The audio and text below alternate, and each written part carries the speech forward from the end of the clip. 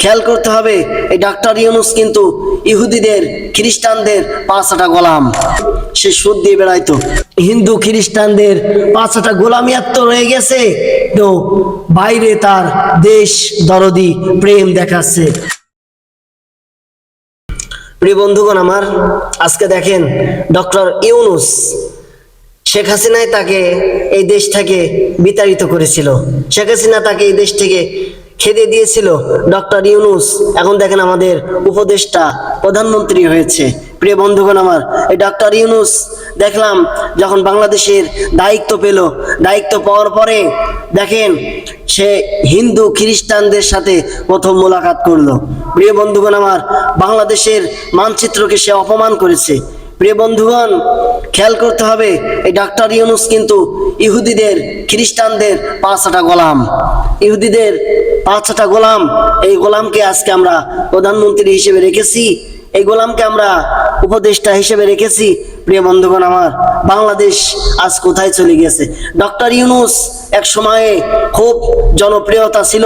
প্রিয় বন্ধুগণ সে সুদ দিয়ে বেড়াইতো, সুদ দেওয়ার পরে প্রিয় বন্ধুগণ যখন মানুষ সুদ নিত অল্প টাকায়, এই জিনিসটা চালু করে গিয়েছে ডাক্তার ইউনূস, সুদ চালু করে গিয়েছে ডাক্তার ইউনূস। এখন সেই জামানায় যারা টাকা নিত তার কাছ থেকে যখন টাকা শোধ করতে পারতো না, তখন সে মানুষের ঘরের চাল খুলে, টিন খুলে বিভিন্ন রকম জিনিসপাতি নিয়ে সে চলে যেত। প্রিয় বন্ধুগণ আমার, জনগণ এখনো এই কথা ভোলে নাই। প্রিয় বন্ধুগণ, এই যে আমাদের ছাত্র আন্দোলনের শহীদ আবু সাইদ, এই শহীদ আবু সাইদ কে নিয়েই সে কিন্তু জনপ্রিয়তা আবার ফিরে পেয়েছে। প্রিয় বন্ধুগণ আমার, ভিতরে কিন্তু দেখেন ও বাংলাদেশের প্রতি কোনো ভালোবাসা নাই, কোনো মহাব্বত নাই।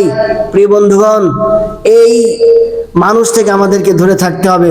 ডাক্তার ইউনূস ভিতরে তার হিন্দু খ্রিস্টানদের 5টা গোলামিয়াত রয়ে গেছে, তো বাইরে তার দেশ দরদি প্রেম দেখাচ্ছে। প্রিয় বন্ধুগণ এসব সব ছলনা, এসব সব নাটকের মতো সত্যি।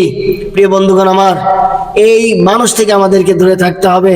ডক্টর ইউনূস কিন্তু, একটা মানুষের কথা আছে যে কয়লা ধুইলে ময়লা কখনো যায় না। প্রিয় বন্ধুগণ আমার, সেই ক্যাটাগরির লোকই কিন্তু ডক্টর ইউনূস। আগে ডক্টর ইউনূসকে চিনতে হবে, তারপরে তাকে আমরা বিবেচিত করব। আল্লাহ যেন একে চেনার মতো তৌফিক প্রত্যেক মুসলমানদেরকে যেন দেওয়ার তৌফিক দান করে, সকলে বলে আমিন।